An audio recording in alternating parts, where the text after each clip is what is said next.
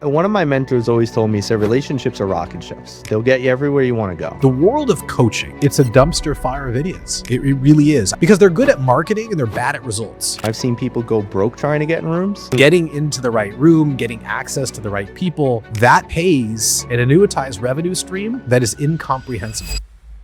The guy that gets from 1 to 5 million is not the same guy that's going to get you 5 to 10. Once you figure out those blocks, you could grow your business, but that's going to be on your effort. You are always shifting identity. If you do more than you're paid for, you always get paid more than you asked for.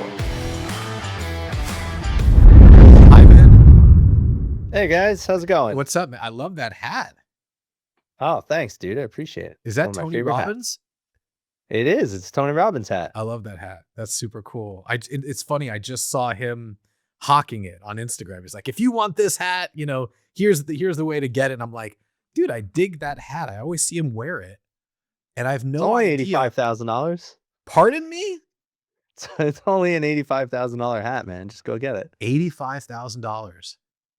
Well, yeah, if you join his mastermind, the Platinum Partnership. Unbelievable. I got to move. I got to center myself. A buddy of mine, I'm showing off $85,000 right here, but There you go. so, but I will say it is funny because normally I don't buy bullshit like this. I just got it as a gift. Actually on Friday, shout out to Meek for setting that up on my social media. But, it is funny that you can buy stuff like this, or you can buy to get into a room. Both are investments, but as you might imagine, right? One has a return on value and another, it's a disparate return on value. It's very different, right? Getting into the right room, getting access to the right people, that pays an annuitized revenue stream that is incomprehensible. Would you agree? Oh, for sure. But did And you it also always know depends, that? too. But did you always know that? Or were you like, No. okay, because like other people are like, when I get money, Ferrari, Lamborghini, Rolex watch, handbags for the wife, But as you get older, right? You don't have gray in your beard, but as you get older, you learn these lessons. But you didn't always think that way, so I'm interested. So No, you learn about good investments, I think, as you go, right? Once you start getting into business. Like, for instance, that watch could be a great investment, especially if you buy it from an AD. Because if you get it aftermarket, you're less likely to have those relationships. But if you get it from the AD, then you can get invited to networking events exclusive to other Rolex members. Okay. And that's a great place to okay, okay. So Vin has Rolex watches because he understands the difference of going to an AD be. versus No, man, I don't wear nothing. No? Okay. Show me your closet. Show me your closet. Show me the watches because I know they exist. I don't buy it for a second. I love it. I don't spend too much time doing that. I throw a lot more events than go into them. I think it's more fun to try and get people to come out instead of like trying to find the places to be, or at least that's what I learned. Yeah. Because it sounds like you've spent a lot of time networking too, right? And so you go out, you go and you're trying to wonder, where's the value? Can I meet everyone in this room? And you always walk away wondering if you got the value. And so after years of doing that, I was like, I'm going to stop going to things and just start hosting my own. And that's when I really started transitioning. It's interesting. Yeah, like there is a difference, right? Being invited to get into a room Mm. and then struggling to sort of find your way to strike up Yeah. the right conversations. And because the key is to build any type of relationship is somehow off the cuff, extemporaneously, how am I going to demonstrate value to them? Right. Right? Then what's the value? And so, you start off by introducing yourself and it's, what do you do? It's always, what do you do with men? And I always buck the trend and I say, I lift, I surf, I race dirt bikes. And they're like, no. Like, what do you do for a living? I'm like, oh, I get it. You're trying to benchmark me. Oh, okay, here's what I do. But you get into a room and you're like, you're trying, like, with all the polarity that you can sort of muster up, you pull people from the four corners towards you. And it's difficult. It's super difficult. And then once you achieve a level of celebrity in your, in some vertical, right? Sure. Then you can host your own events. And then it's more like, I'm demonstrating value by inviting you, Mm, right? How can we all share in the sort of collective value of this of this talk, of this meeting, of this conference? Um, but it wasn't always that way, right? You were trying to get into a room, right? right. And so, how long did it take to first of all get into the right rooms? And then, what was the epiphany? What was the inflection point where you're like, you know what? I don't need to pay 85 grand to get into a room. I can build a room that charges people 85 grand where they would see clearly that there's value in sort of Mm. that reciprocity, that exchange. It's an interesting one. I think one of the first bigger investments I ever made was when I resigned from my 9 to 5. It was a big investment to me at the time, is I paid, like, I think $900 to be a part of BNI for the year. What's And BNI? I've never BNI is Business Networking International. So they're an international organization. You go in there, there's chapters all over the world, and you basically become a part of this group. You're a member, and they make it very, you can only have one person of like what you do per group. So I was the only coach, right? And they make it very, very like individualistic. So there's value. But BNI is all about networking. It's all about coming in. Can I give you a referral? Can you give me a referral? So it still didn't teach me a lot about building genuine relationships, because you'd come in, you'd be there for an hour, and it'd be like, hey, everybody, I'm Vin. As you know, I'm a coach. I'm looking for this type of client with this type of problem, and this is how you can refer me. And then it just goes to the next person.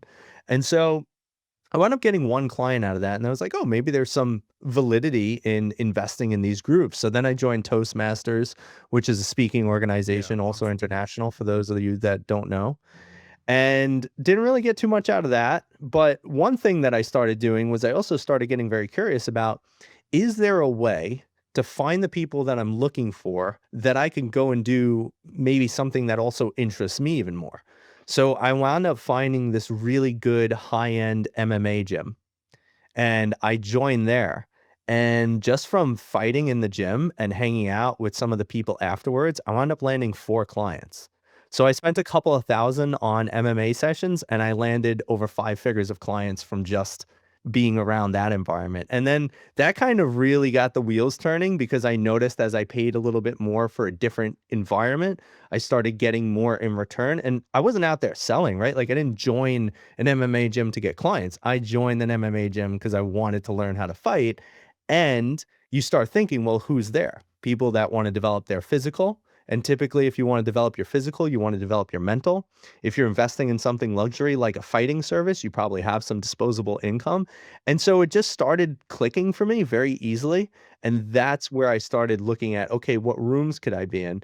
And, we hear it all the time, this saying of get in the room, but I've always hated that saying, because they tell people to get in the room, and I've seen people go broke trying to get in rooms. Like, I've met guys at events, and an event like costs $5,000, and I'm like, "Oh, what do you do?" They're like, "Honestly, dude, I'm kind of between jobs. I just spent my last 5K to get here." I'm like, "Why are you here?" They're like, "Well, I hear you got to get in the room." I'm like, "Not like this, man."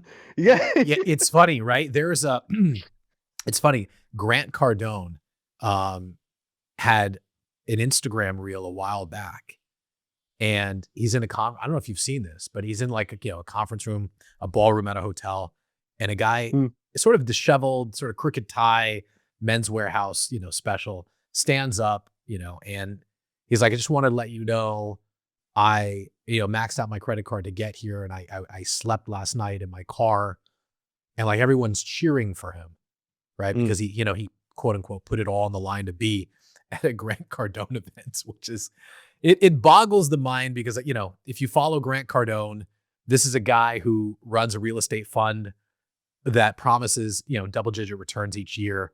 Um, but I think if you zoom out and look at it from 10,000 feet, he's returned like 6%, right? Generally speaking, 10-year intervals, the S&P returns over 10%.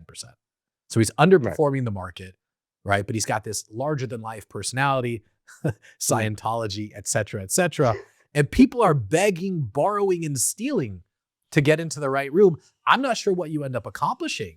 Like you said, you're like, I'm between jobs. I spent 5 grand to be here. And you're like, oh, you poor soul. You poor soul. But I like the idea of like, a high-end MMA gym, or playing, padel or pickleball Things like that put you into the right environment to ask questions, to demonstrate value.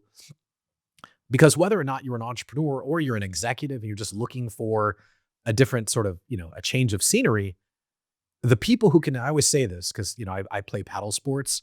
Um, the people who can play a paddle sport at Mm, 10:30 a.m. on a Tuesday, those are the guys that you want to meet, right? right. Right. Absolutely. Those are the guys that'll say, yeah, I'll drop 25 grand for some coaching.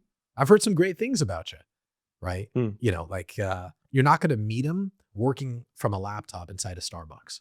So right. it's like you said. So anyway, going back to it, you get into this MMA gym and it's upper, sort of echelon, if you will. Um, you spend a few grand, you get 5 figures worth of clients, but then you continue down that road of trying to get into rooms, right? Mm, Talk to me right. about some of the other rooms that you tried to get into, and were they all successful? And it's funny too, because I always thought if you take an interest in people, and that's always been my approach, kind of like, how you said when you walk into a room and someone's like, what do you do? Yeah. I never asked that question. I You're walk into you're a one room in and a I ask million. somebody, You're one well, in a million. Okay. it's a psychological tactic, right? So I look for ways to break people's patterns. And so if you can create an emotional disruption in someone, you've already gotten the introduction or the connection that you're looking for. Okay. So this That's is the biggest thing. Now this is NLP talking. All right, continue. Well, yeah, a little bit. I gotta do a little bit of what I know, right? That's So right. Yeah. so I go right for it. I meet somebody and I just look at them and they're like, "Hey, I'm Will." I'm like, "Hey, Will, my name's Ben. Will, what are you most excited about in life right now?" And that always gets them. They're super excited to answer it. They always want to know. But, it's funny because when you go into rooms that is a little bit of a weird room, like I'm not going to say any names, but I was in a pretty high-end No, room. no, I no, was no, no, no, invited no. to it. On this podcast, you're saying names. Nah, I can't. Nobody gets a free pass. Nobody gets a free pass. I'll just say it's a high-end room. Listen, it was a mentor of mine. And, it wasn't a bad room. It was a very mixed room. There were some people invited and some people paid to be Now there. you're walking it back. All right. All right. That's fine. Continue. It was a very mixed room. And so I go there and I was one of the people that were invited. And I was also talking to some of the other guests that were invited. And it was funny because by asking them questions, they immediately started trying to sell me everything. So, hey, buy my course. You should enroll in my program. You should do this. Oh, what do you do? Oh, I could help you grow that. And it was very interesting because I always thought if you ask questions, you get to know people better. But I noticed depending on the type of dynamic that's going on in the room, if you ask questions, people might look at you a little bit lower and then immediately say, hey, you're not on my level. So I'm going to try and sell you everything I have. And there's nothing wrong with doing business, right? Lots of deals go down in those rooms, but it's another thing to say like, how can we collaborate as opposed to, oh, you're asking me questions, which means you don't know what I know. Let me just sell you everything. So how did you And so so, how did you yeah. realize right off the bat, right? You're going in like, what are you most Mm, excited about? And they're like, well, it's funny you should say that. I've got this great program that I think you should buy. And you're like, wait a second. You don't even know me. How do you know I want to buy something like that? I've worked with a lot of yeah. guys like you. I've worked with a lot of Yeah. guys like you. Do you know so and so? Yeah. Yeah. Okay. So it was the wrong room because it was filled with snake oil salespeople. You know, it's a tough thing because I think when rooms get too big, it's easy for it to get that way. Because it's a lot more difficult. Like if you're trying to fill a room and you got 100 people, it's a room that's going on for a couple of days, maybe you have 100 plus, you're gonna be bound to have a few people that just probably aren't the highest quality there. So I think from what I've started figuring out is that I don't like answering questions. I keep most of the focus off of me until I really understand the person that I'm talking to. And then I determine what's good to ask or what's good to disclose based on the way that they're showing up.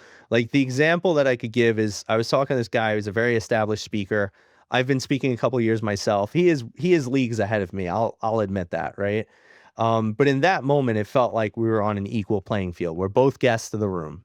And we're talking, and I was just like, so, what have you found has been one of the biggest things that has helped skyrocket your speaking career? He's like, oh, well, it's been this thing. In fact, you should check out my program. You should come to my event. You should sign up for my coaching community. In fact, hey, let me get my assistant, take his number. He'll talk to you. Meanwhile, everybody else in the room is giving me their numbers directly. And I noticed, I'm like, oh, This is not a dynamic where we're friends, huh? No, this is you're a mark. You've got a Right. scarlet letter or something like, on your arm, like you're a mark. Everybody can tell it. That's Um, it. that's difficult.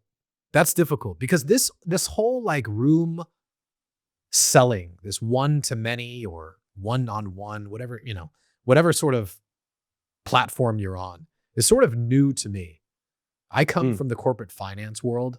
Um, mhm, the speaking events that I've done are very limited, right? I've mm, spoken at YouTube, I've spoken at Google, I've hosted some events where I've invited, you know, senior directors from Meta and LinkedIn and HubSpot and Go High Level and Service Titan, right? Like events with real people. And what I found is that most seven-figure entrepreneurs, the ones who are most willing to come to these events, they're not looking for knowledge.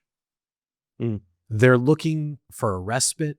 They're looking from to break the monotony of their week, to get mhm, out and go use this as an excuse to go visit Las Vegas.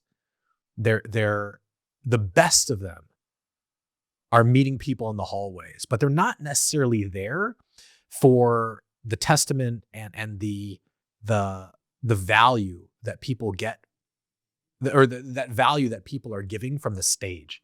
I feel like they're there in truth to work the hallways, like you said, right? yeah, And it honestly has been one of the most disgusting parts of this whole social media journey for me, which is mm, like, I don't have a lot of experience of, I'm not the Russell Brunson, like, hard sell, like, let me, you know, get you into my program and sell you on my course. I don't do stuff like that.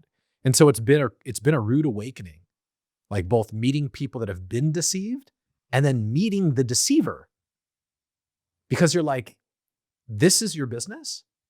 Like, right. I'll give you an example. We're going to transition here real quick because Do I, it. I, I want to hear about the coaching. But I still want to give you an opportunity to talk about how you pivoted to creating your own room. But Sure. um, in my company that I own, Cardiff, this is the nation's largest commercial finance company, right? We're awarded, America's favorite small business lender 2 years in a row. We've lent over $12 billion to Main Street, privately held company, by the way. Um,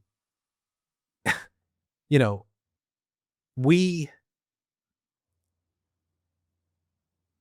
we work with the types of entrepreneurs that a coach would drool over.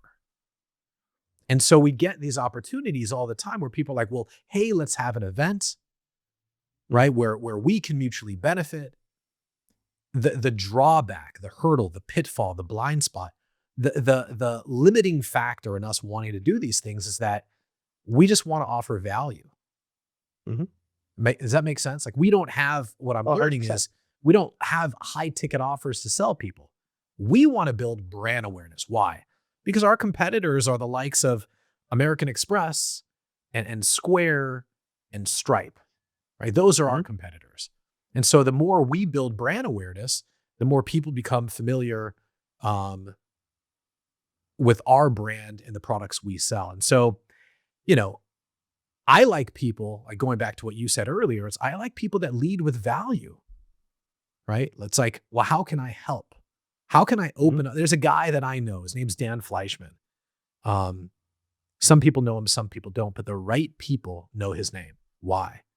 Because he has this abundant mindset where it's like, if he meets you, you're like, hey, I'm struggling here, I'm struggling with PR, I'm struggling with brand awareness, consumer packaged goods, I need to, break into XYZ. He's got someone in the proverbial Rolodex, right? That'll help mm. you sort of check the box of whatever you're trying to get accomplished. I love that. I love people like that that lead with value. And it's so rare to see that really at these types of events. So, anyway, passing the mic back to you, you're going to a lot of these events and you're getting sold. And you're like, you know what? I'm not going to ask questions. So then what? It took me a little bit of a while to actually start figuring out that transition that I was sick of constantly going to these events, trying to figure out who should I meet. I remember, oh man, I remember I spent like $3,000 to be in a room because there was this guy that I was trying to meet. I connected with him at passing in an event. I heard he was going to be at this next event. I was like, I'm going to put it all on the line. I got to go meet this guy, right? Go to the event. Guy doesn't even show up. I'm like, this is such a waste of my freaking time, man. Wait, wait, wait. I Was was this guy a so speaker or was this like you heard he's going to show up? no, it's a guy that I know from a previous event, Okay. and I just heard he was going to show up as an attendee. He's not a speaker. Okay. He's just a dude I know and I met at one other event. Got it. Okay. And I've always been that guy that will try to go out there and figure out how can I really connect with people. So I'll get a little creative. Like, hey, if I know this guy will be at the dinner and I want to meet him, I'll just go to the dinner. Yeah. And so after like doing that or things like that a couple of times, I was just like, this is kind of a waste of my time. How do I start getting people to come to me? And also it gets really expensive because you know what? Maybe it doesn't matter. You spend a couple thousand here or there, but it gets really expensive if you're not getting anything out of it. And then it just feels like you really are wasting your time and your money. And so Give me an idea real quick. yeah. How much did you like? How long did this journey take, and how much did you spend? I think people that are listening to the episode, they're like, "Well, yeah, I've been doing that for 6 months.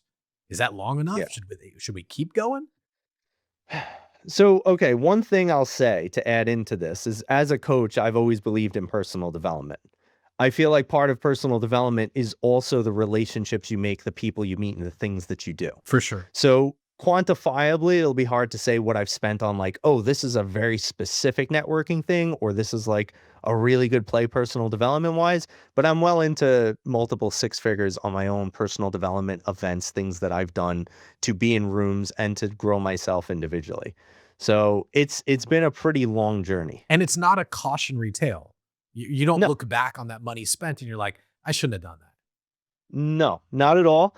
I think everything's a learning experience. You either get something great out of it, like monetarily or a relationship or something. And if you don't, you still get something great because you have a good learning experience from it. So I just attribute all money that I spend right now to tuition to life. So tuition to life encompasses all of these different things. And then I ask, what did I learn differently about life? And as I went to a lot of these different networking events, I started realizing I'd be better off spending money on very pointed events that I would get something specific that I'm looking for, or I'd be better off spending money on some sort of a personal development thing that I value, or I'd be better off, and this is the third option that I started coming up with, is I'd be better off spending money trying to throw my own things and figure out how to host my own stuff because then at least I could curate the room. And also, I'm a little bit of an introverted guy.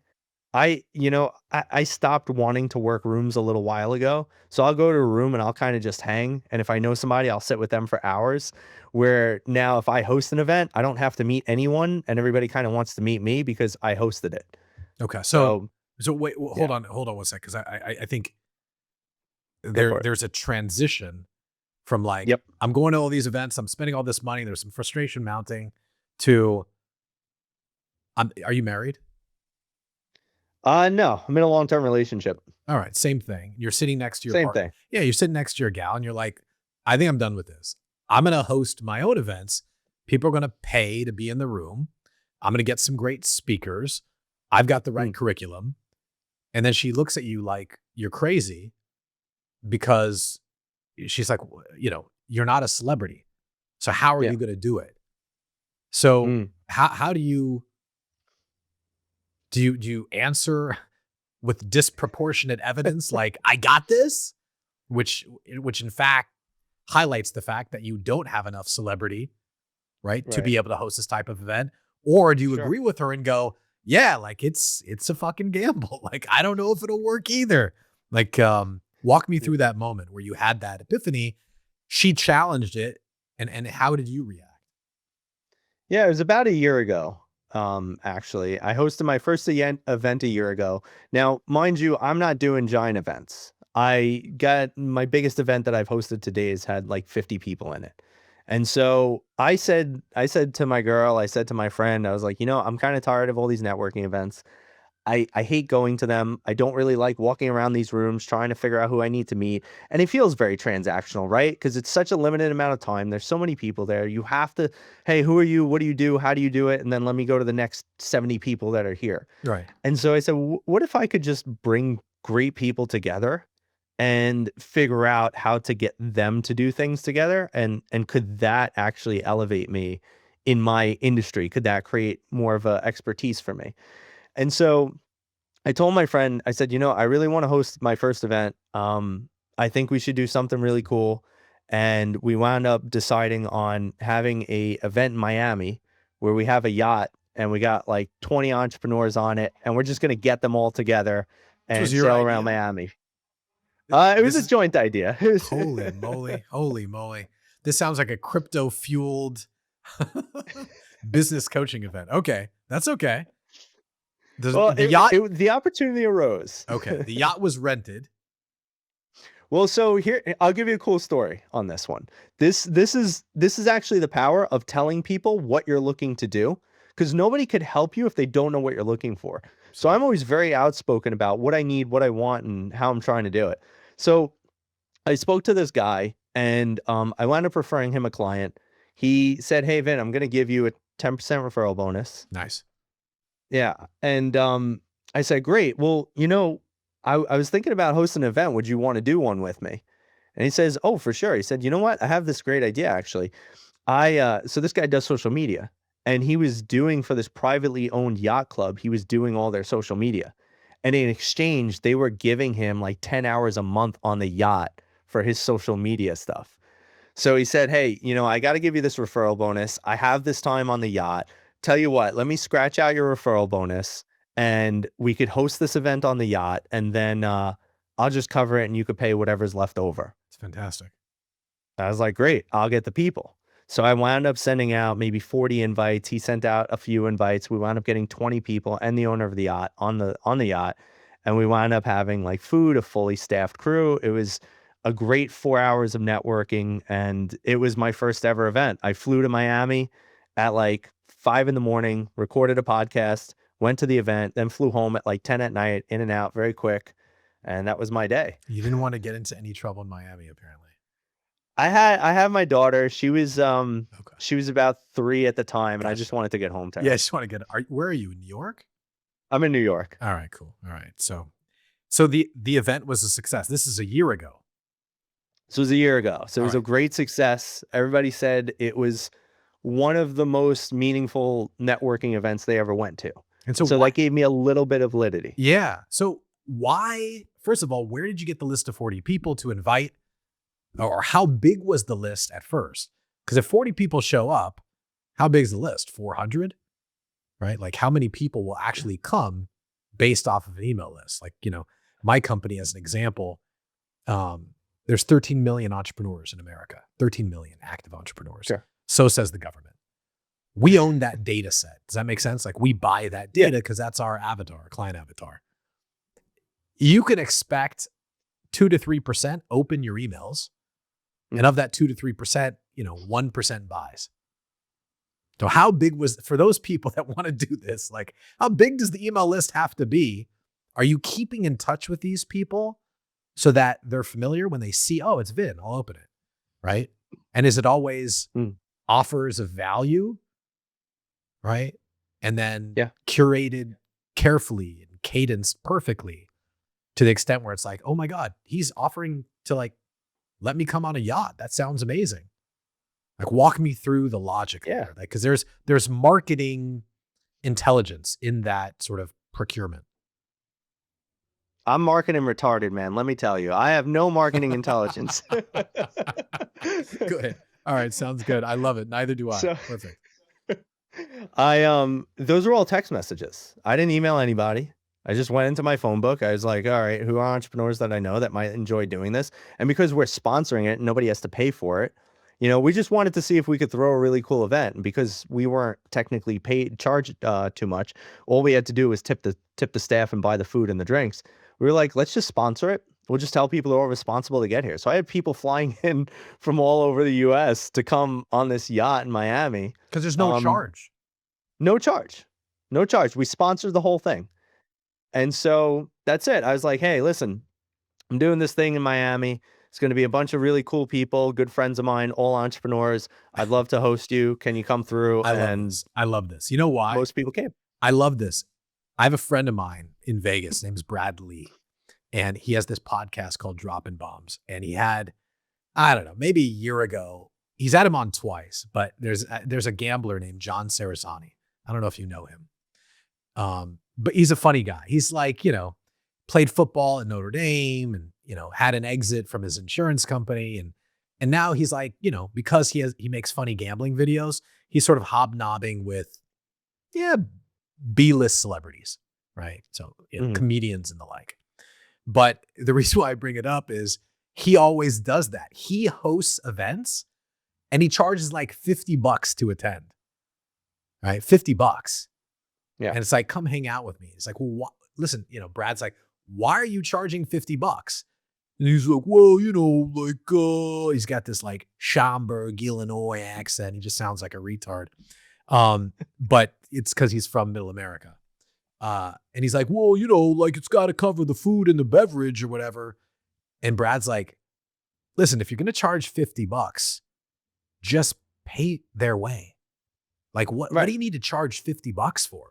He's like, well, people order soup and stuff. And Brad's like, people order soup? Like, dude, like, are you broke? You either, it's like a spectrum. Either you charge people $5,000 to be there or just pay for it. He's like, no, I'm sticking to my guns.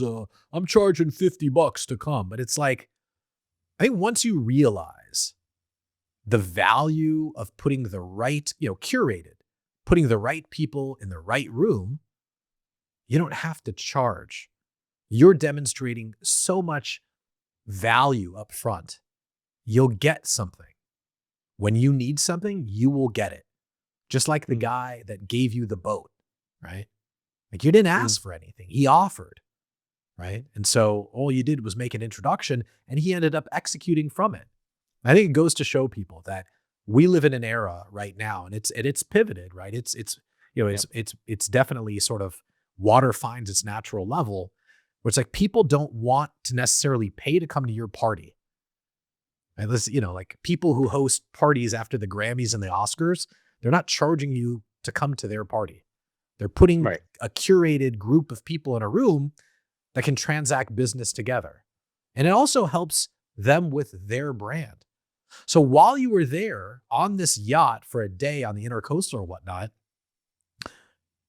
did you have like videographers and photographers and stuff like that? Were you making content so that you could double down on the value that you were creating and then use that as marketing for future events?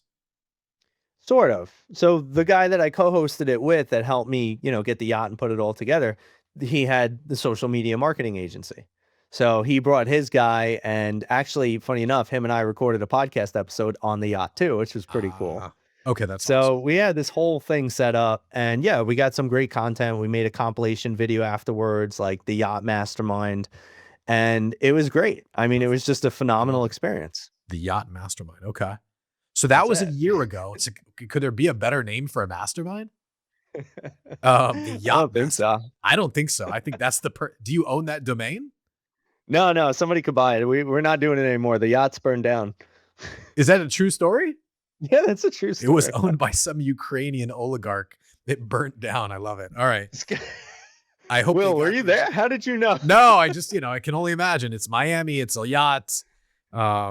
There's a war going on in Ukraine. He was either dismembered in Dubai or it burnt down and they got the insurance money.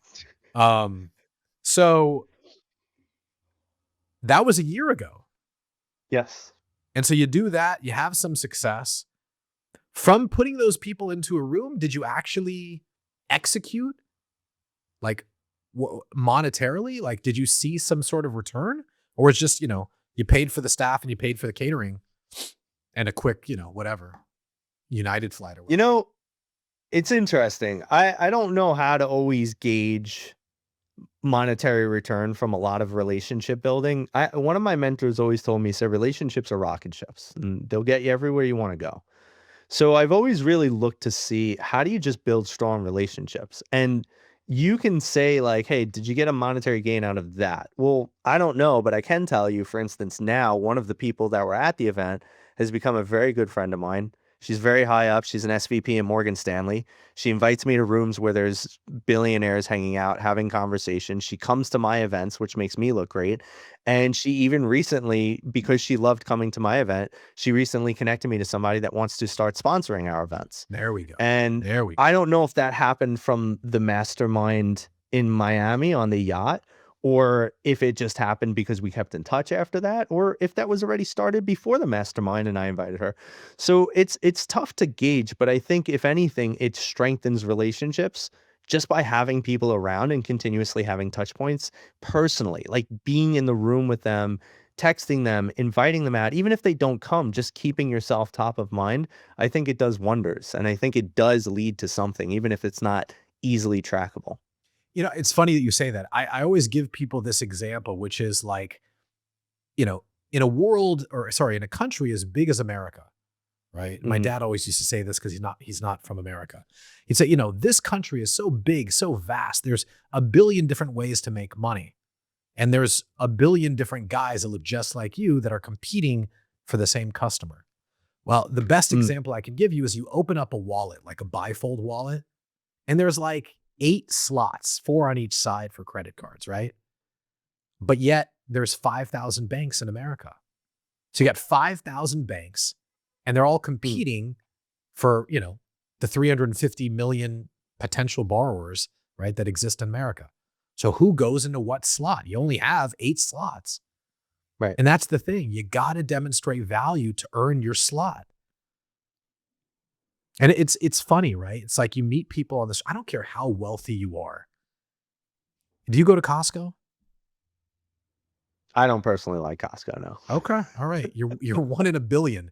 I One of the am most I am an odd successful one, don't worry. corporations in the world. Uh I go to I can't say I go to Costco. We have a Costco membership.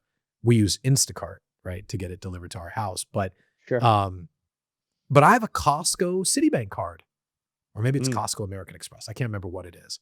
But I have that card. mm, So, I use Apple Pay mostly nowadays, and I just use American Express card. But it's funny to think. It's like there's so many banks in America. There's only 8 slots in a wallet. How do you get inside there? And it's the same point for what you do. It's like, yeah, there's a lot of coaches out there. So how do you earn your spot?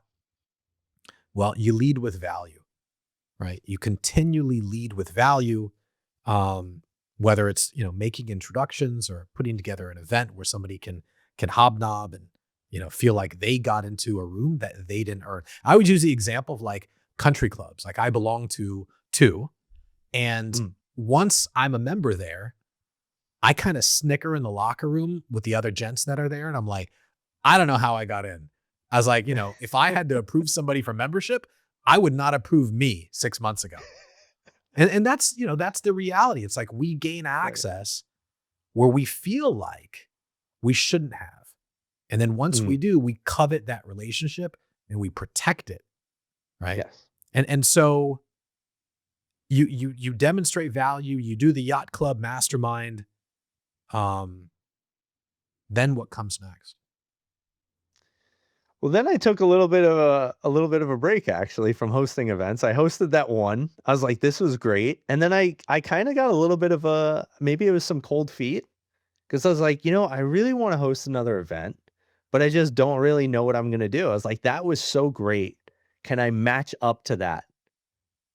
Right? Like, I mean, come on, the first event, it was covered, it was sponsored, it was on a yacht in Miami. Now I'm like in the middle of winter in New York. What am I doing for people? And so it took me a little bit, but it was about I think it was June or July. I started going out to a few events and some guys who knew me were like, "Hey, we're trying to host a big event here. I've got this whole loft rented down here in Manhattan. I know some entrepreneurs, but I hear you have a decent network. Can you help me out?" I was like, "Sure. Let's host an event together. You could bring your network, I'll bring mine, and let's see what we could do." So I wound up co-hosting an event with this guy. We got 50 people out. and about 35 of them were from me. The rest were from him. So again, another great event. People were like, Vin, thanks for inviting me. This was great. And then I was like, okay, so maybe it doesn't have to be a yacht in Miami. Maybe it could be something simple like an apartment in Manhattan. And then I hosted a dinner and then another dinner. And then I started having a lot of fun with the dinners. And I was like, oh, this is what I got to do. And I asked my buddy Sean, I said, hey, Sean, I'm going to be doing this. He came to one of my dinners. He was like, this was great. I said, well, I'm going to keep doing these. You're one of my best friends. Do you want to do them with me? And so we actually just started a little business out of it. So now we have it. We call it The Table.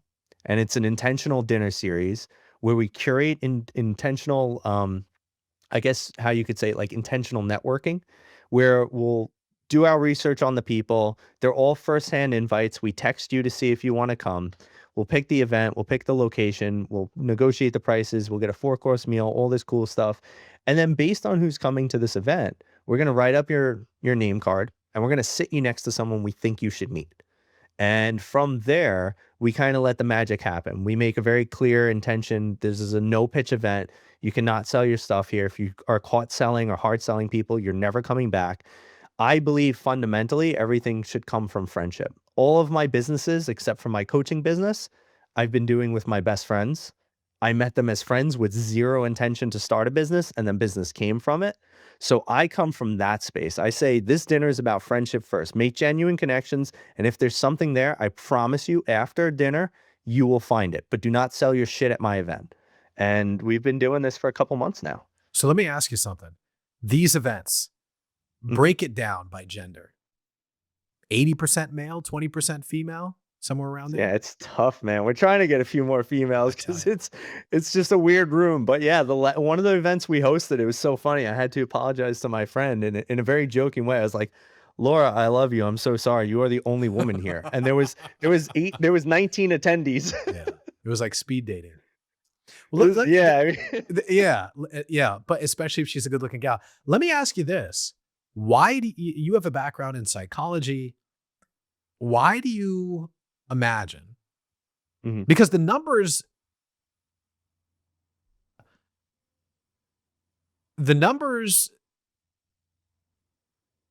should prove differently.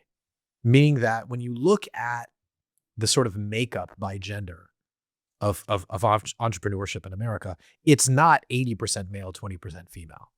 It's way Right. less male, right? It's women are gaining ground, right, on that sort of statistic.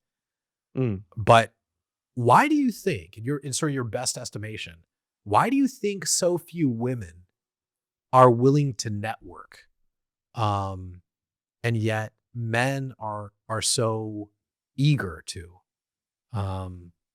I have my own philosophy, but I want to let you go first. Well, okay. I'll give you a couple of my personal thoughts on this. I don't know if any of these are factual. One is I've noticed when reaching out to men or women to come to events, I'm more likely to get ghosted and non-responded to by a woman than I am for a man. Like if I met a woman and a man a year ago, and this has actually happened when I was reaching out to see who wanted to come to my event. There was this one woman I met. She was a VC. And we hit it off, and then we didn't really do anything, right? There was this guy I met. He was an entrepreneur, kind of hit it off, same thing, didn't really do anything. I hit the guy up after a year. I was like, dude, hey, how are you? What's going on? Listen, I'm hosting this thing. I think you'd be a great fit for it. Last interaction we had was amazing. I haven't seen you in a bit, but I would love to get you out here. He was like, dude, you thought of me? That was great. Thank you so much. Like, yeah, I'd love to. And enthusiastically signed up, came for the event. I say virtually the same thing. I said that to the woman. She never answered. Just completely ghosted. I followed up. I said, hey, don't know if you saw the last message. Would love to see you at the event. No answer. So now I don't know if that's indicative of a lot of women, but I've noticed that happens a little bit more with women, where if you don't keep the relationship alive, they kind of ghost. Men are more just like, oh, hey, haven't heard from you in a year. What's up? So that's one thing. Number two, I think it's interesting. There was some research that was done on kind of what men think about versus what women think about. And a lot of men were asked, hey, if you received this sum of money, what would you do with it? And guys immediately were like, I'm going to invest in myself. I'm going to go start a business. I'm going to go invest in the stock market. I'm going to go buy a business. I'm going to go get meal prep. All of these things. women were like, I'm going to take a vacation. I'm going to quit my job. I'm going to go shopping. I'm going to, and it was a very interesting meta-analysis of this study that they did. And I was like, well, that's shows you where a lot of people start thinking. And then lastly, and this is a personal one specifically, I have a lot more guys in my network just because a lot of them are my coaching clients. And so there is a mix at the dinner. I'll get some of my coaching clients to come out. I'll get some of my friends to come out.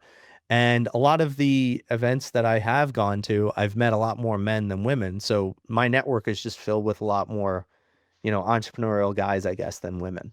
Yeah.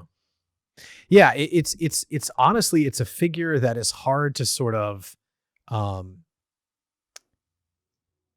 to reason through, Mm, meaning that, and if you look at personal relationships between men and women, I think your answer lies there, right? mm. So, if you're, what are you like, early 30s, maybe mid 30s, somewhere around there? Yeah, That hit the nail on the head. 34. 34. All right, good. I gotcha. Yeah. It's funny, right? I can do that. And it's not a talent. It's because once you've eclipsed an age, when you see people that remind you of an age that you used to be, right? You can immediately identify. It's like, for example, you've got a daughter, right? She's now what, like 4 or so? Yep, almost 4 and number 2 on the way. Nice. All right. Congratulations. Mazel tov. Thanks, man. Yeah. Is it a boy or a girl? The one coming or the one here? No, the one coming. The one I know is a girl already. I'm a good listener. Yeah, the one coming's another girl. I'm a girl Another, dad times 2. oh, God bless you. Oh, you're so lucky, dude. I got 3 Lucky man. boys. I Yep. would love a daughter. Ah, you are blessed. Thank you. Yeah, but it's like, how like she's almost 4. And so you're at a playground, you see another kid, you're like, oh, that kid's like 2 years old. Like it's not, she's not going to get along. She wants to be friends with someone older or something. You're like, well, how did you know she was 2? It's like, yeah, because she went through that phase. It's the same Right. thing. But going back to the idea of women and men and their friendships, you and I will meet on this podcast. We'll do a podcast. We get along, right? That's a given. You could call me up a year from now and go, hey, Will, like business has, taken off. Me going on your podcast was amazing. You put it on your social media and like all these people reached out to me. I'm infinitely like, appreciative of what you've done for me. I'm having an event. Would you consider come speaking at it? And listen, I haven't talked to you in a year.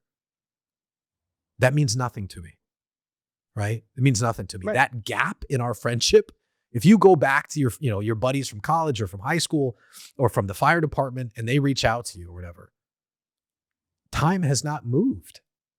You're still willing to entertain the relationship.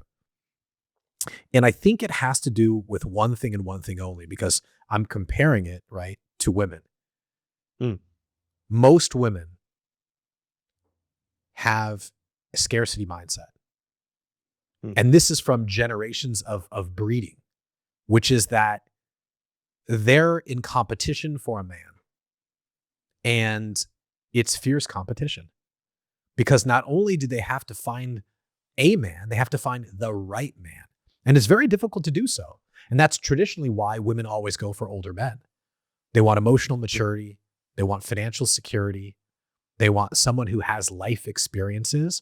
And they also want someone who's willing to teach, right? Because, you ask women, you're like, what turns you on by men the most?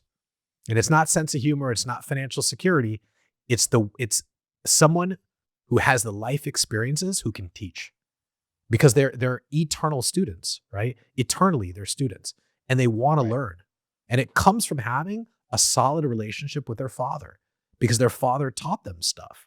It's a very interesting thing. So scarcity mindset, meaning they have to find the right man.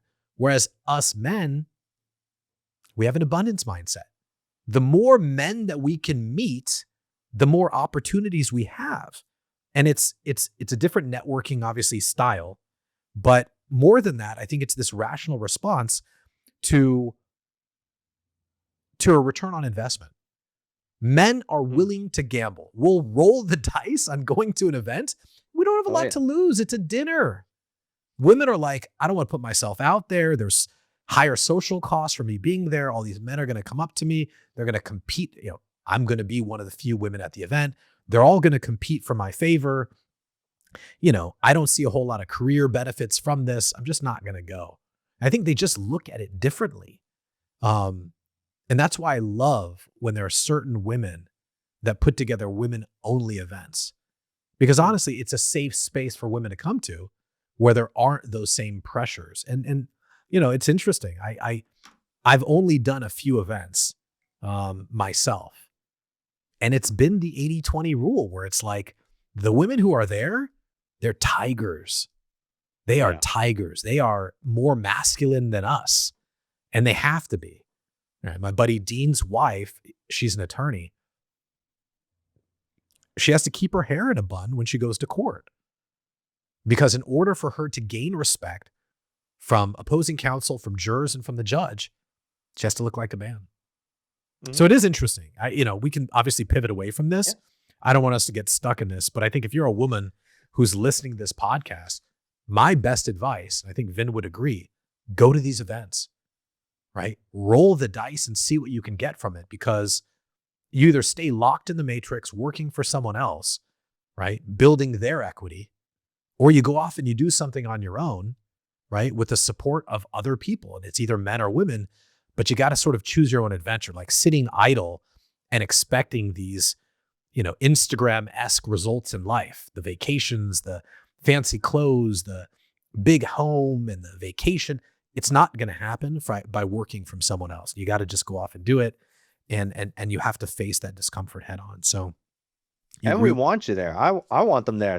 Women, come to my event. We want more women. And that's the funny thing. yeah, No guy or anybody really who's hosting an event just wants one gender there, unless no, it's like, to your point, right? Very specific. It's a woman's dinner. It's a men's group.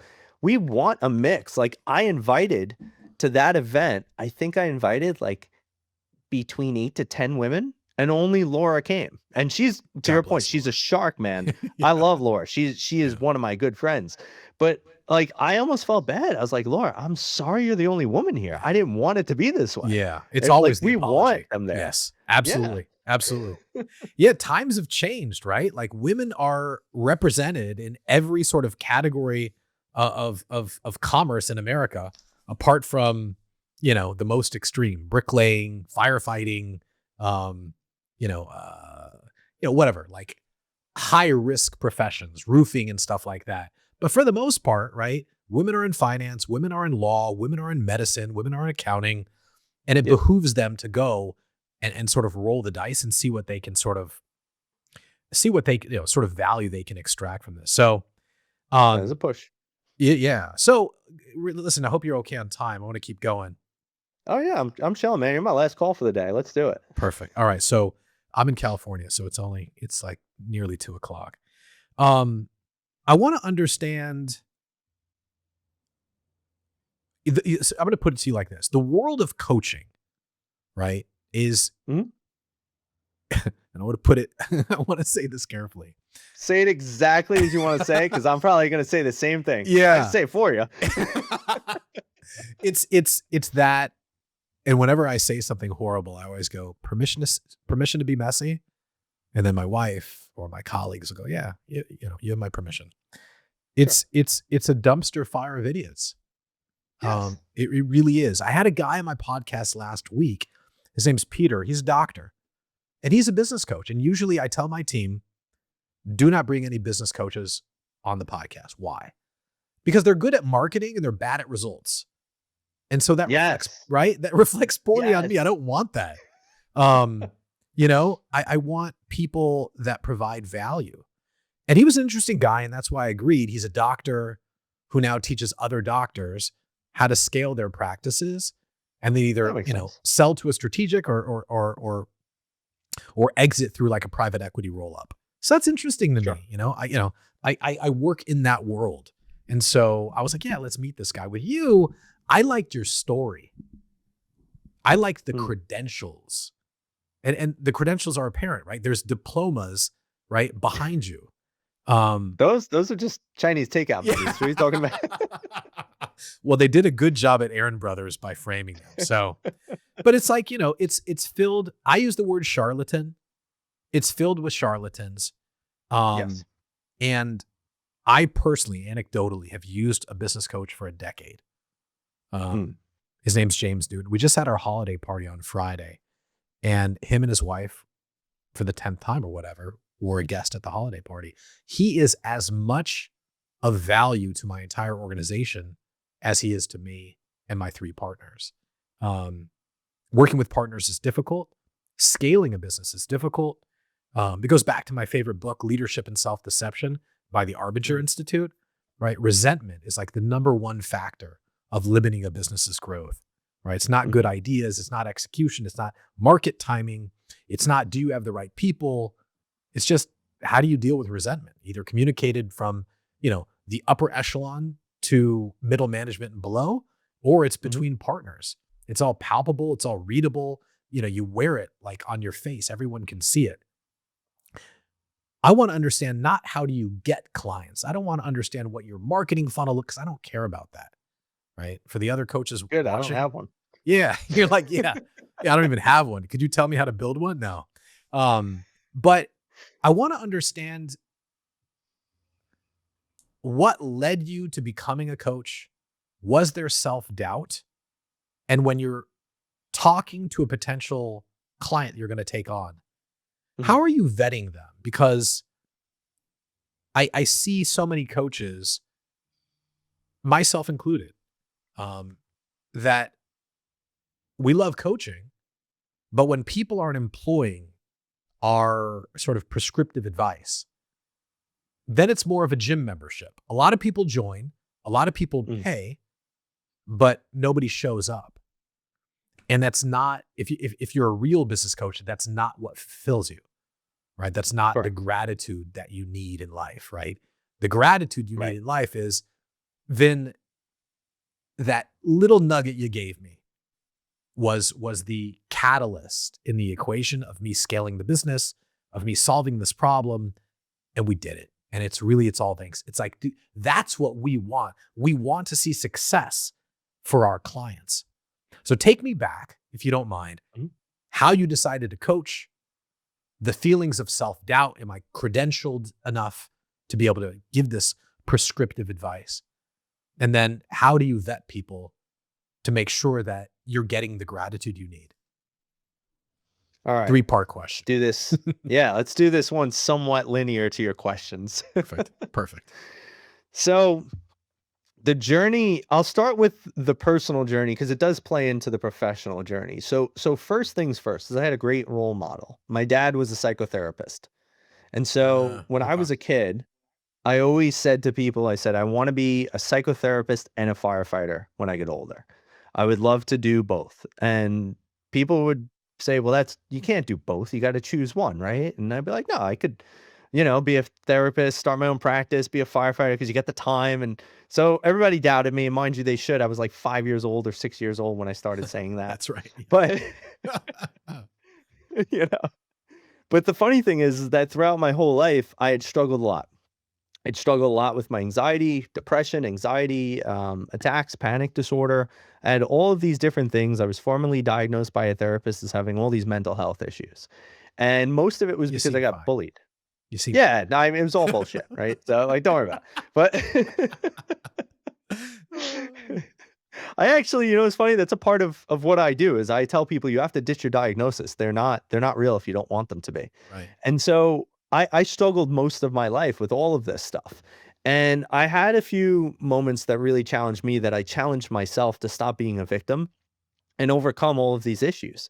I had always been in therapy and seeking guidance and getting guidance counselors, and none of it never helped me. I couldn't find anybody that could actually help me figure out how to change my life, which got me thinking prematurely, like, I don't know if therapy is super effective, which was funny because I was also in college pursuing a therapy degree. So I'm going through this experience. I'm pursuing a degree to become a psychotherapist. I'm figuring out my own mental issues. Eventually, I graduate from, my master's program. I'm a fully licensed psychotherapist at 23 years old, but I've been working in mental health since I was 18. I was a personal trainer, a mental health worker, all these things while I was going through college. So at 23, graduate, start changing my life, figuring out how to take power back, take control back, and realize I don't have to live in this state of victimhood. That starts out my self, development journey very heavily of like, how do I become someone better? ditched my therapist, never believed in any of these diagnoses, never took any medications, and figured this journey out for whatever it was. So as you look at my life from 18 to 28, I did 10 years in psychotherapy. I worked in inpatient, outpatient, hospitals, clinics, homeless shelters, private practice, Department of Education. I did applied behavioral analysis. I was a traveling home therapist. And I just did everything, and none of it felt fulfilling to me. A lot of it was kind of, as you hinted at, it was very revolving door. I was working with schizophrenics and inpatient units. I was working with people with extreme trauma and homeless shelters. And it's so difficult to create change in these rungs of society. But why I did it was because my dad told me, if you ever want to be a good therapist, you have to work with the hardest people in society so you could pretty much work with anyone and solve anything. And so I took that very much to heart. And that's why I went into the hardest situations I could find. Eventually, at 28 years old, I wound up having an opportunity to fulfill my second childhood dream. I got called and I became a firefighter. So I joined FDNY, went through the fire academy, did that. We actually got graduated early, which is something they didn't do since 9/11 due to COVID. So they cut the academy by about 2 months, gave us a wartime graduation, sent us straight into the field. Yet, I still really loved what I was doing with therapy. And I didn't want to let that die. So I said, you know what? I'm going to become a life coach. I'm more credentialed than any other life coach I've ever met anyway. So I could do this. So you asked about that fun self-doubt thing, right? So trying to figure out this transition from therapy to coaching actually wasn't as easy as I thought. I was trying to land coaching clients, but I was still kind of doing just traditional therapy with them. And so I realized I didn't really know what I was doing um, when I got fired by my first ever executive coaching client. So about a year into being a firefighter and building my coaching business, I finally made a comparable amount of income where I was able to start figuring out how to transition out of being a firefighter and go full time into entrepreneurship. So I wound up doing that. I landed this really big client. She was literally paying, she was paying 1/3 of my income, mind you. That's how many sessions she signed up for. I have the first check she ever gave me laminated because that was my first ever big check as a coaching client, coacher in general. And I was so nervous about losing her, but I also couldn't help her because I just didn't really know coaching that well. I took a very cheap coaching cert to like have integrity and say, "Hey, I'm a coach," but I really didn't learn enough to actually like, "Yeah, you're a great coach." So I was kind of doing therapy with her. She wound up firing me. She was like, "Listen, you can't help me.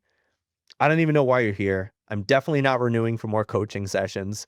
And once we're done, we're done." So I lost my biggest client. I lost almost all of my income. And I was just like, I don't know if I should be doing this at all. I don't think this is the right move. Maybe I made the wrong move. Maybe they'll take me back as a firefighter. It's only been a couple of months. You know what? I could always go get another therapy job. And and it was funny because my girl, she's the one I'm still with. She had told me, she said, "Well, you don't want to do either of those things. So trust that you'll figure this out." And after I stopped feeling sorry for myself, I just went in and I said, "Okay, so like, why did I fail helping her? Like, what did she need that I couldn't give her? What am I missing? And what am I not doing right as a coach? And what maybe there's something else that I could create here. Like maybe there's something I need to do differently." So I got very curious. How can I help? And what I wound up doing was I went and I got trained and certified under Tony Robbins' training program, got my coaching cert under him. And then I noticed something. I noticed the very distinct differences between coaching and therapy. And then there was one other thing that I discovered too, which I think really tied it all together. What I noticed was that therapy is really important and it's very helpful for the personal development, introspective work that you do. But therapy fails with most people because it's all about awareness, but it really lacks action. Where coaching is phenomenal is it's all about present to future. It's about what are you going to do? How will you get there? What's the plan? What's the steps? What are the habits, the routines, whatever it is that you need to achieve, and what are we about to do to get to do it? But it fundamentally lacks the introspective work to tell people where their pitfalls going to be, what are the shortcomings that are going to come up, what are the limiting beliefs they'll hit. And so a lot of those things stop coaches from actually helping people effectively as well. And then there's this one final component of mentorship where a lot of this work on therapy and coaching is all client centric. Like you're the expert on you. But what winds up happening is we miss the mark when you're the expert on you. You're the expert on the version of you that you've built, But if you want to change, you're not the expert on the version of you that you're trying to become. So you need education, information, and experience, and that's mentorship. And so what I realized was I'm like pretty good at doing all of these things now that I'm actually trained in doing it. And then I created a hybrid that blends therapy, mentorship, and coaching into one service. So I could help people with the awareness piece. I could help them with the education information piece. And then I could help them with the action, the habit, and the routine building piece. And that's where people start getting these great results. And so once I discovered that this is what I love doing and this was something unique that I could offer, I started pushing that heavily. And that really started changing everything for me. And that's where my business started taking off. And all of it has just been growing through word of mouth and referrals. I wasn't doing marketing or ads or anything like that. It was me helping some people, getting very creative. Um, all of my clients have 24/7 text message support with me. They could text me anytime. I offer firefighting calls, which is like if your life is burning down, much like a building, you want the firefighter there while the while the building's hot. So if your life or your business is burning, you want your coach, your confidant, your mentor, whoever they are, you want them there too. So I started just saying, how can I provide so much value to my clients that the ROI is undeniable? Even if I can't say, yeah, you'll make $1 million working with me or whatever the case. So that's how I just started launching. I had tons of self-doubt, but I overcame it through massive action, competency, and capability being developed that led to confidence and so on and so forth. And so I don't know if that answered your string of 4 questions. I hope it No, there did. was one. You did pretty good. The last part, of the multi-pronged question, it was a three-part question, was how do you vet a customer or a potential client to make That's sure that, because you talked about the difference between therapy and coaching, right? That yes. therapy is like, or where therapy fails people is that it isn't like giving us, it isn't prescribing an action, right? Right. And that's the difference That's what I between, feel like. yeah. Well, listen, we'll go with what you feel like. I think there's credence to that, right? That coaches prescribe action and therapy. Um, it's almost like we're trying to justify what's happened in the past and sort of helping people to set them free into the future. But that setting people free isn't necessarily prescriptive, meaning that there isn't Right. like we're going to sit down and build structurally, right, sound advice on how you can improve things in your business, right? Right. And so I'm listening to you talk about making yourself and quite frankly to me it sounds insane, but you're like, I make myself available and they have 24-hour access, and it's like, this is my opinion. So Yeah. take it with a grain of salt. It's a stern talk. Let's hear the Yeah. sternness. Listen, I feel like you're getting manipulated by clients. If you were my friend, I'd tell you, what are you doing? This is crazy. Use some sort of AI software that aggregates all of the content you've ever made, and then they can text the AI version of Infante and like get some sort of, some sort of 24/7 response. But no, Can't it do sounds it. like you're getting manipulated. It's awful. But how Well, do you you know find the what? right, what's that? Oh, I was just gonna say, and it actually goes to answer your question about finding the right people. The reason I'm not getting manipulated, don't worry, Will. I love that you love me that much already to care that much about I me. do. That's the difference But between men and women. that's right. Will and I will be best friends forever after today. So Fine. I don't this mind. is this is what I see, right? Is that I worked with schizophrenics and people who, if they had my phone number, I'd probably never stop hearing from them. But my caliber of client, when they're texting me, there's a reason they're texting me. And for me, relationships are everything. So if you get an AI, I'm not telling you I give a shit about you. And maybe you and I differ on that. Maybe that doesn't mean that you don't give a shit, but that's how I view it.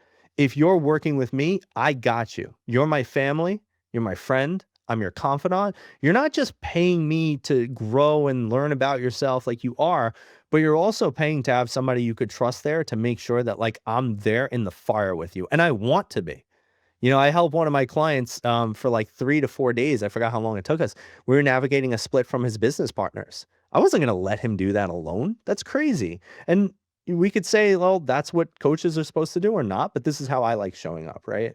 So when I take on a client, how do I find the right client? My clients are very successful people. They already know what it is to be successful. They've already built something of value and they know that there's another level. And so I'm also a relatively high ticket coach. I'm not a cheap guy. I don't have 1,000 clients texting me 24/7. I work with like 30 people a year max. I don't really take on tons of people. And so I also have that availability.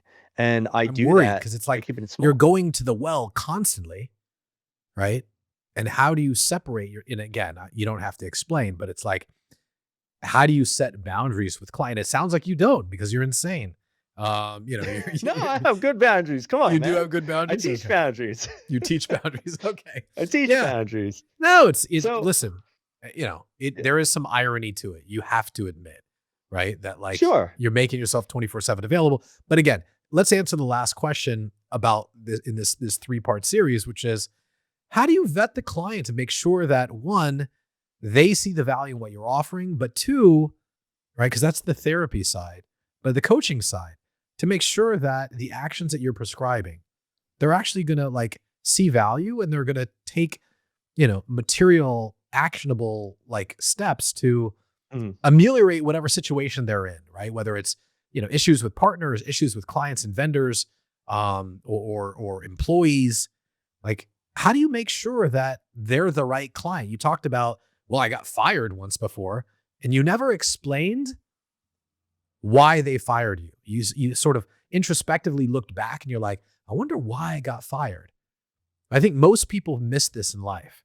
When a mm, relationship breaks up, usually it's less about you and it's more about them. This is my philosophy in life. sure. Yeah, so it's like when you lose a client, was it you?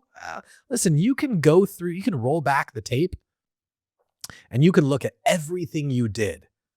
But generally, people are in their own heads, and it's hard to sort of diagnose why their actions may be disproportionate as a response, right? Than the situation necessarily warrants, right?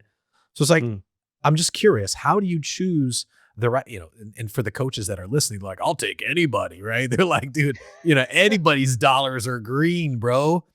And that's the sad state of coaching in America. But um, how do you know? Because the gratitude, the fulfilling aspect of your job, which is very mm, important. How do you make sure that you're going to take on a client like that? And do you ever say like, all right, bro, I'm mm. kind of letting you go. I'm sort of opening the bird cage and it's time to sort of, spread your wings. Yeah. And it's funny, right? Because I think when we first start business, a dollar is a dollar. So I started with taking on everybody, and I had some clients that like I would pull up my schedule. I'd be like, "Oh man, I got to talk to them today. This is the worst day ever," right? And that's a reality, I think, for a lot of coaches, maybe. And so one is I had to get to a place where I could charge more. Because I think once you start charging more, you really start rooting out a lot of bad potential clients. So now the vetting process is a relatively simple one. One is I give everyone a free session. I think that's honestly the easiest thing to do. I don't believe in one, charging anybody for something they won't actually get value out of, and number two, you're on that strategy session that I offer. I'm choosing you just as much as you're trying to choose me. Because if I don't like the way you're responding, if I feel like you're not giving me good answers, it's not good communication, if the energy's off, like if I don't want to date you, I don't want to coach you. And so that's how I kinda look at it. I look at it as like, what is in this relationship for me? If I could help you, I wanna help you. If I can't, I don't wanna waste my time. I don't wanna be stressed out by you. I live a pretty good life. Like, I don't need to sit here and be like, "Oh god, I hope I land this client." If I don't, I'm okay with that. And so I think there's a big part in it that's helped me too, is just having that more abundant mindset. Because when you really need money, you need every client. But when you're like, hey, life's good for me, I'm doing okay, and you come on and you're not really the perfect one, I could feel that. And I think maybe most coaches, if they're a decent coach, they could feel that you wouldn't be a good fit. So in this conversation, I'm like, I don't even, do I want to work with this person? And so I have a way of doing it where, like, if the end of the call comes and I really don't want to work with them, I'll just be like, "Hey, listen, Will, it was great talking to you, man. I know we're kinda out of time here. I gotta get running. Listen, I'll follow up with you. We could figure out packages if you're interested." And just leave it super open-ended, not try to sell them anything and just walk away. If I'm very interested in working with them, I'll say, "Hey, Will, if you found any value out of today, man, and you're interested in pursuing this and seeing what this might look like, would you be interested in seeing one of my packages? And then we'll sit there and we'll talk about it. And so I kind of just leave it, up until the end of the session to decide if I even want to work with them. Um, for the coaches who are listening to this that Mm, want to have more credibility, mm. right? And I don't know if you've ever explored, you're a young man, but I don't know if you've ever explored the idea of being a coach to coaches. Because again, that's a totally different, right, type of vertical, at least in my opinion. Um, what would you say to someone who's in the coaching world and maybe they make 100 grand a year, right? But they're like, you know, they're just barely getting by, right? Um, what can they do to their business as this one piece of advice that you would give them to make them look more credible, appear more credible, be more credible, and therefore, the law of attraction, right? Polarity, attract the right type of customers. I think for a lot of coaches who are listening, they're like, was it just better marketing? Do I just need to make ads on Instagram? Like you said that you don't really advertise, right? So in your opinion, based off of your experience, your perspective, how do you run a better coaching business to scale it? Scaling is going to look like advertisement and multiplication of myself. So eventually you'll probably see some Infante coaches running around. But the big thing that I've come to learn is that I followed as a rule is one, get really, really good at just helping people solve problems. Right? Like everything I try to do is from a value/impact mindset. If I've heard if you this was one of my mentors always said this. He said, if you do more than you're paid for, you'll always get more than you're paid, or you'll always be paid more than you asked for. That's right. I probably butchered that one a little bit, but that's how I look at it. Fix the soundbite. Yeah. Do you want to fix it? Because it'll be a good Oh, takeaway. yeah, we could. Yeah, Yeah, yeah, fix we could. fix the We could soundbite. rewind that. Um, crap, now it's on my mind. Oh, you said your If you mentor taught you you do more than you're paid for and you'll earn more than you asked for. There you go. Okay. So my mentor always told me, he said, if you do more than you're paid for, you always get paid more than you asked for. And so I found that as long as you're not overcharging, and what overcharging looks like is you can't provide any results, but you're charging a number that would say that you could produce like a 10x multiple. That's kind of how I look at it, right? So I charge you $1,000, we should probably be able to make you 10. And I can't tell you if it'll make you 10 tomorrow or I can make you 10 in, a couple months or whatever the case may be, but we should be able to see some sort of a variable multiple. So one is don't outpace the value you provide. Another thought is that when you get really good at solving problems, make sure you could also communicate it very simply. It anybody, any marketing guru or any idiot for that matter, can make things sound complex, but it really takes someone who's skilled to make it simple. Yeah. And for me, I believe life is extremely simple, and I preach that to all my clients. I'm like, life is very black and white. We like to think it's not, but that's your psychology that's messing with you. Life is very, very easy if you understand it. And not to say that you understand like all of this, but your life, because you've built your life based off of your perceptions and your stories and your understandings. So if you can help people make their life more simple, I can guarantee you will get paid more. I In my free strategy session that I sit down with people with, it's like 45 minutes to an hour. I have basically like a 99.9% chance, if you are completely honest with me, of me seeing every single problem you have and telling you how to solve it within 45 minutes to an hour, because I've been doing this for 17 years. I've worked with thousands of people, and I've been in multiple capacities with people from all stages of life, from people who are like kids to 80-year-olds and everything in between. And so I've seen a lot. And with that being said, if you show up on that strategy session, I can make your problem super simple and your answers even simpler. And so if you can be a coach like that, you can easily get coaching clients, in my opinion. Because if you can't get coaching clients by showing everybody what their problems are and how to solve it and how to do it simply, then I don't know. Then then you're just a really bad coach or a really bad marketer. Like that's the easiest way to Yeah, get and coaching there's a clients. lot of them, right? A lot of them Yeah. create, and this is my opinion, but I think what a lot of coaches do, and I won't even call them coaches. Let's call them gurus. I think a lot of these sort of pseudo gurus, what they do is they sell locks, but the locks can't be unlocked by anyone else's key but their own. So they're selling locks where, that are, impossible to unlock unless you keep buying the keys from them. So going Right. back to it, like the prescriptive sort of, you know, advice that you're giving to coaches who want to grow and scale, it was three things, right? You got to be good at problem solving. So I take good notes. You got to be good at problem solving. You got to do more than you're paid for. So you end up making more than you asked for. And you got to simplify people's problems. And I think you're right, right? That first initial sort of consultative, right, phone call, that should do the trick, right? As long as they're honest about what they're confronting, you Right. should be able to sort of simplify it. People, like you said, um, to kind of go back to what you said, you're like, people overcomplicate life, right? Absent of like religion and illness and things like that, you know, why did God, give me this, hand of cards? The other stuff's pretty simple, right? You want a great Right. relationship with your wife? Just let her talk. Ask great questions and let her talk, right? Mhm. Be her outlet, because that's the sort of psychological sort of awareness, right? That most men lack. Why? Because we're not engineered for that. So if you want Mhm. to engineer a better relationship with an opposite sex, and it's opposite sex we're talking about, right? Then you have Right. to do the opposite of what you would normally do, right? You sit down with a buddy and he's like, I'm having these problems. You're like, well, here's what I think you should do. You're not going to do that with your wife.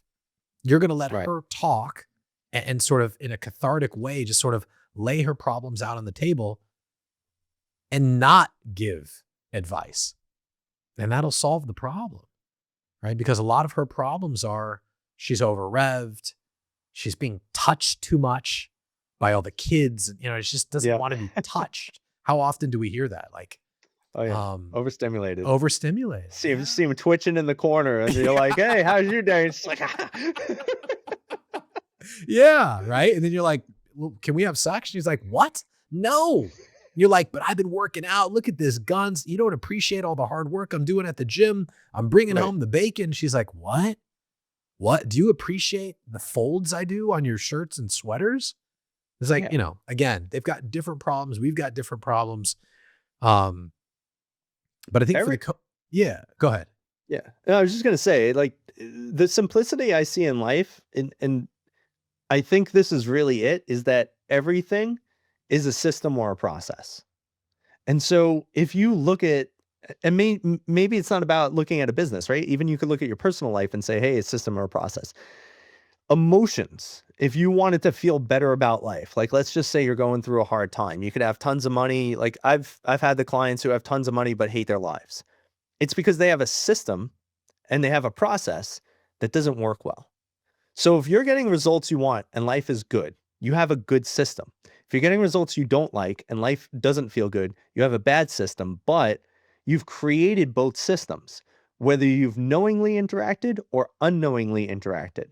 So everything is just look at the system you've built. And when you actually do that, this is awareness. This is like that therapy piece, right? It's being able to show you how you've built things.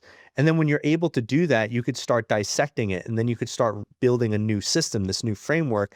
That's where I think, this understanding of life starts shifting for you. And then that system could start creating a new process, a new outcome.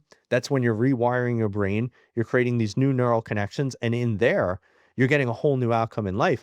That's very simple. The problem is that people don't see it as simple because it's hard. But just because something's hard doesn't mean it's not simple. So I like to show people the different types of simple. Life is simple because it's easy, or life is simple because it's hard. But no matter what, life is relatively simple if you're willing to look at it. And most people are not willing to look at it. Most people are too avoidant. Whether the problem is too painful, whether they can't figure out how to connect with their wife, they can't figure out how to level with their business partner. it doesn't matter. But you'll find that simplicity can't exist because most people are creating excuses, they're creating hurdles, they're refusing to be honest. Whatever those problems are, that's what stops life from being simple for so many people. Yeah, it's not really a mindset problem. It's an identity problem. They've built Yes. an identity for themselves that in reality, they need to shed that identity. I think this happens a lot in a lot of different businesses as they achieve certain revenue milestones, Mhm. right? You get, the guy that gets from 1 to 5 million is not the same guy that's going to get you 5 to 10, and Right. therefore is not the same guy that's going to get you 10 to 20, 20 to 50, and 50 to, 100 and beyond. You are always shifting identity, right? You are Mhm. always, and even attracting different identities in your business. I think that's important too. And it can only be achieved, in my opinion, and I'm speaking from an experience with a coach that's lasted over a decade. You need a coach because your coach is your center, is your North Star. And what's funny is a lot of people, the detractors, the naysayers, the folks that aren't willing to experiment is the best way I'll put it with a coach. They're the same ones that probably don't want to go to therapy also, but yet they're having all these issues in their personal lives. I've Right. got it. I know better. I'm the type A personality. Nobody can make this pizza pie like I can. No, actually, a lot of people can make the pizza just like you can. And it's like, listen, the best entrepreneurs in life, they delegate outcomes, they don't delegate tasks. And so by using that anecdotally as an example, it's like, all right, well, I need to delegate an outcome to a coach, Mm. meaning I've got these problems with partners or problems with employees. Name your sort of, existential crisis. And the coach should be able to simplify it, to boil it down, and to give some advice that challenges you and your identity, that gets you to think about, like, what do I need to change with me, Mhm. right? In order to Right. unlock the next level. And and to be quite honest, and it's funny because you only understand the value of a coach once you have one. And then you start to see that, like, but every sports team has a coach. But it's like no matter where you look in life, there's coaches everywhere. Mhm. But in entrepreneurship, I don't want to say it's like poo-pooed or it's like, sort of, something that like seems, like I'm failing to find the word, but it's like Like a it's luxury. or yeah, or even like vulgar. Like, why would you even have this? Like, that is ridiculous. Yep. Vin hasn't built a business to 100 million in revenue. What can you get from him? Oh, I always love that one, Okay. man. "Oh, All you right. gotta So hire a coach that's only done what you've done." I'm like, yeah. "Alright. Sure Yeah. you do." Yeah. Cause It's it's it's about knowing your expertise. I am an expert in people.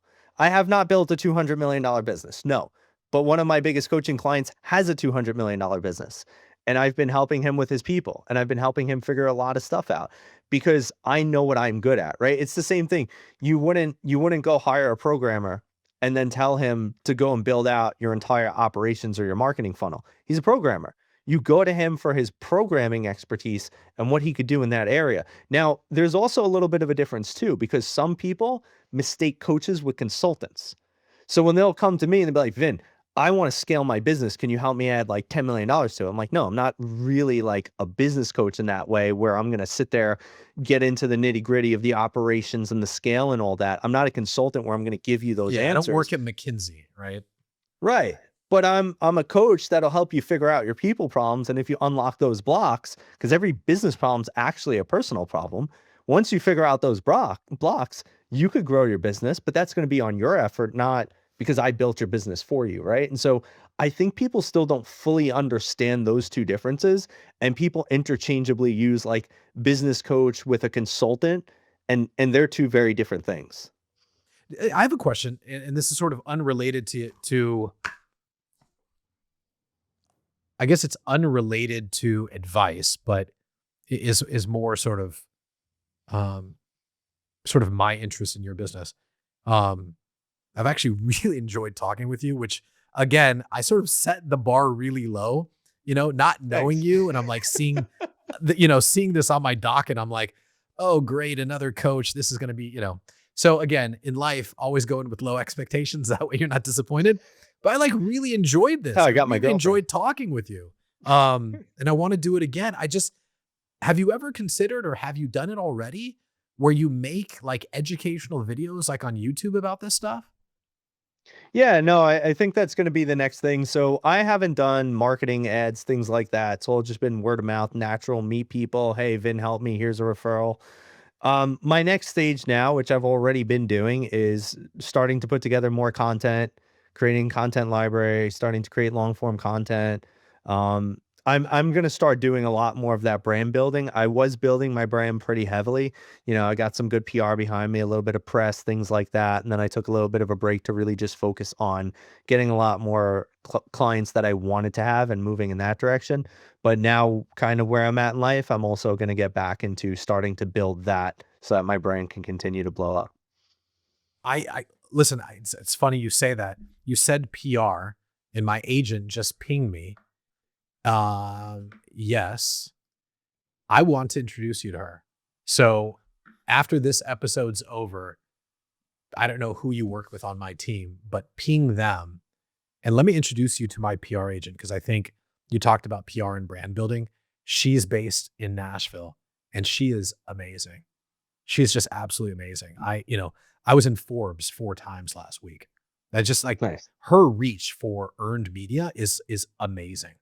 So I'd love to provide some value there if I can. I really enjoyed having you on. Um, you've sort of disrupted sort of the sort of notion that I had in my head of a coach, even though I've been using one for a decade. Real quick, let's do the plugs. How can people get in touch with you if they're interested in sort of that 1 hour, 45-minute free consultation? Yeah, they could go to my website. It's www.vincentandfante.life. You could go to my Instagram. That's probably the social media where I'm most active. LinkedIn's next. All of it's just vin.infante or Vincent Infante. And the PR is still pretty decent. You could Google me. You'll see me on Google. It's good. Well, listen, I really enjoyed you being here. Vin, thanks so much. I know you're 3 hours ahead. You gotta, go do dinner and stuff like that. But God, it was a real pleasure. Come back to me in a year. I want to hear where the business is at. Sure, man. That'd be great. I had a great time talking to you. Thanks for having me on. And listen, feel free to keep holding the notions about coaches. Most of them suck and I don't like them either. So we're in the same boat. But I appreciate that your view on me has changed. No, dude, you're amazing, man. I really enjoyed talking with you, man. You're an interesting guy. Thanks so much for being a guest. Thanks. We'll see you You soon. too. Thank you. All right. See you, bud. Bye bye. Bye.